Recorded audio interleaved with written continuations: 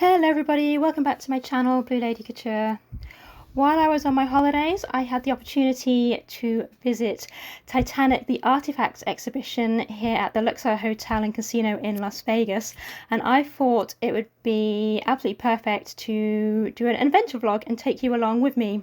So Titanic the movie came out when I was 12 years old, and I absolutely fell in love with the era, the costumes, the story of Jack and Rose. But I know that there's so much more to the history of the Titanic than just what the Hollywood stories tell us. This is such a fascinating and pivotal moment in history, not to mention, of course, an absolutely awful tragedy. So I'm interested to see what the exhibition is all about. I really hope it's not too crude or tacky, but yeah, I guess we'll find out. So yeah, let's go inside and visit the Titanic. So one of the interesting things about this exhibition is that they actually designate you a passenger, so you can follow their story. And so I've got all the details of my passenger here. So I am following the story of Mrs. William Roe Hocking, age 54, from Cornwall, England. She's travelling second class, but we don't know her cabin number. And she's, after her husband died, she is basically emigrating to America to live with her brother. At the end of the exhibition, we can scan this code at the bottom here, and we will find out what Eliza's fate was. So that lady is Violet Jessop, and if you haven't read her autobiography, I strongly recommend it. She was a stewardess on the Titanic, and she also served on the Olympic and the Britannic as well.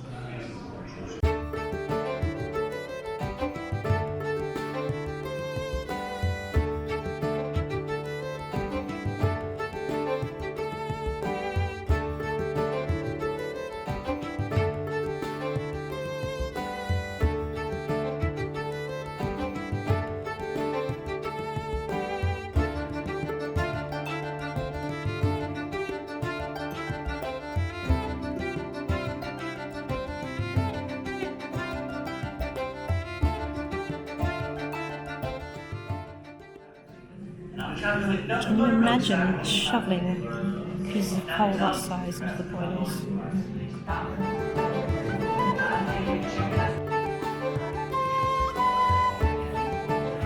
It looks like we're about to board the Titanic.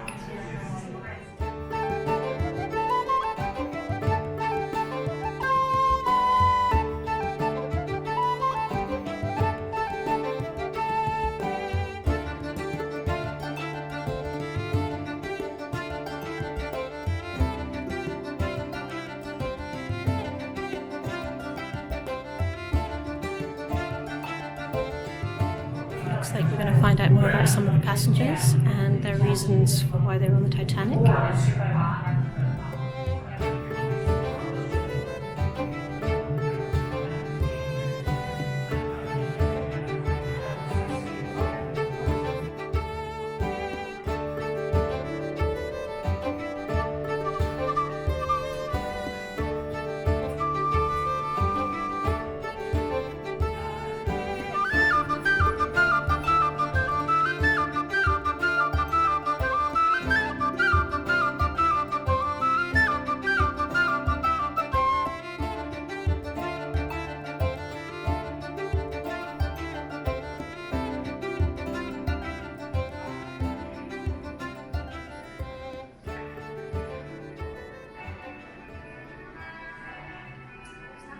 So we've now moved through into the second class area, and here we can see some artefacts that Eliza may have been familiar with during her voyage. We've got a toast rack, butter cooler, and a serving dish, silver plated, so this is all rather fancy, even second class if I do say so. One of the things that fascinates me about Titanic and this particular era in history is, like it says on those text written on the wall over there, that this new century was a huge, filled with so much optimism, and this new technology that had emerged at the turn of the century, and people were really embracing it. But there was also an underlying of severe social tensions, especially in England and Europe, and people were desperately trying to escape from that, and America offered this whole new world to explore, which, given having just travelled around a lot of the west side of America and seeing the vastness of the landscape here, I mean, you can understand why people dreamed of, travelling and starting a new life on the other side of the Atlantic. For the majority of people, everyday life back in Edwardian Britain and Europe, it was hard. It was tough, and unless you had vast amounts of money and wealth and part of the nouveau riche or the landed gentry, then you had this whole world of pure, unbridled opulence.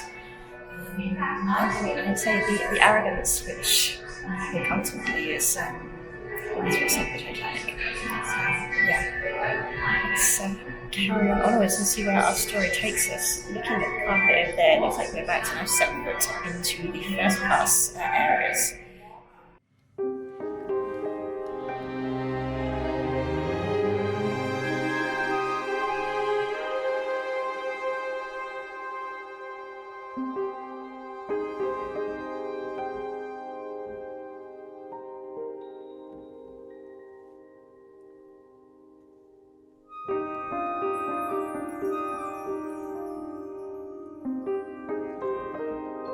To go through into the replica of the grand staircase, and from here it's absolutely stunning. Unfortunately, there is strictly no photos or videos in this room, so I am going to get the picture taken on the staircase by the exhibition staff, but I will have to pay for that afterwards. But yeah, just so it means that I can then show you the scale and how it looks. Unless it's ridiculously expensive, because I really don't want to buy into the glamorization of the Titanic from the movie, even though obviously the movie is kind of what really brought Titanic to my attention and kind of fascinated me from the beginning. I'm still very conscious that the Titanic is a huge tragedy and a lot of people died, and I don't want to glamorize that overly too much if I can help it.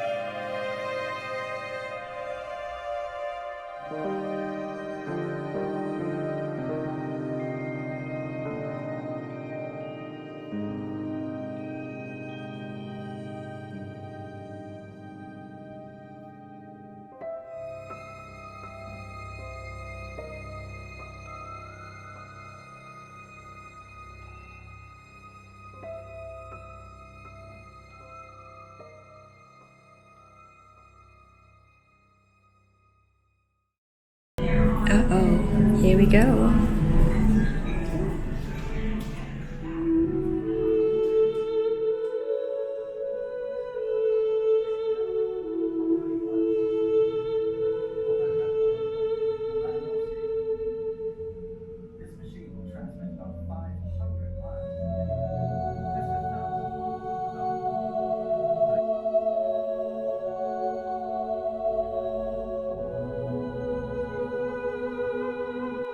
This is freshwater ice, which obviously freezes at 0 degrees C. Salt water obviously has a much lower freezing temperature, so the sea would have been a lot colder than this. And I can tell you, that's cold.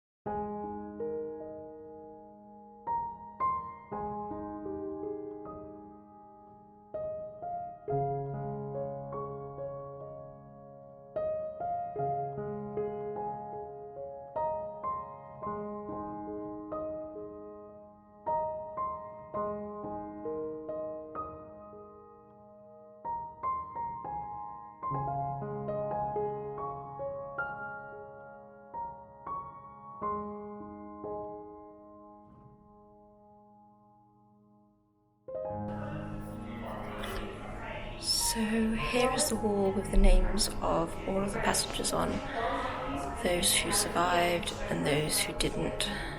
And also you can see the disparity between the first class at the far end there, through second class, third class, and the crew down this end. I think that's the saddest thing of all these people, they just wanted to start a new life. Okay, I'm going to scan my boarding pass to see if our passenger, Eliza, survived the sinking or not. She was second class, so she may have done. She had a higher chance than some, but let's have a look. There's a screen here.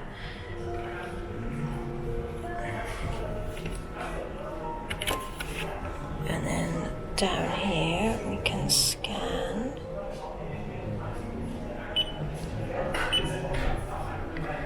There we are, there she is. Oh no! She died 2 years later when she was hit by a car, April the 15th, 1914. 2 years and a day after the sinking. Wow. Well, thank you, Eliza, for sharing your story with me. It's been fascinating. I have just come out of the Titanic Exhibition here at the Luxor in Las Vegas, and that was really interesting, really fascinating. It was just so much to see, and I loved how they took you on the story from the early design concepts of the Titanic through to the building and the construction, and then you board the Titanic and you walk through the room sets and the corridors and follow the story of all classes of passenger. And I love how they've actually been able to obviously trace the history of some of the passengers, where they've come from, why they were travelling, what their personal stories were. And it was just, it was so interesting to see the different artefacts, both from the ship and of course from the passengers themselves. as I said at the beginning of this video, it's such a fascinating period of history. I mean, such huge social changes. And the story of Titanic highlights that pure arrogance of the Edwardian upper classes in that time. And that they thought they were invincible, and that the world was just never going to change for them. Obviously, in many ways, I think the Titanic disaster was a harbinger of what would happen just a few years later with World War I. And at that end of that golden Edwardian era, obviously, if you were in the upper classes, obviously, who were in the lower classes, it was a time of great hardships, but it was also a time of great change. Great strides were being made in people wanting to have a better life, fighting for a better life. It's the time of the suffragettes and the great work unions are striking for better pay and better conditions. And it's just such a fascinating period of history. And as much as Titanic is, of course, a terrible tragedy, it really creates a snapshot of that time period that you can look at the individual people and find out their stories, which is just fascinating. And it's so sad that so many of the people that were on board the Titanic for a better life didn't make it at the end. But I think it's important to obviously never forget the story of the Titanic, and that it was the arrogance of the businessmen who built her and funded her that ultimately caused her to sink, and not the iceberg, which is the catalyst. Yes, that was fascinating. So I hope you found it as fascinating and as interesting as I did. Be sure to like this video and pop me a comment down below. And if you're not already, do subscribe to my channel. And I will hopefully see you in my next video. So take care, guys. Thanks for watching. Bye.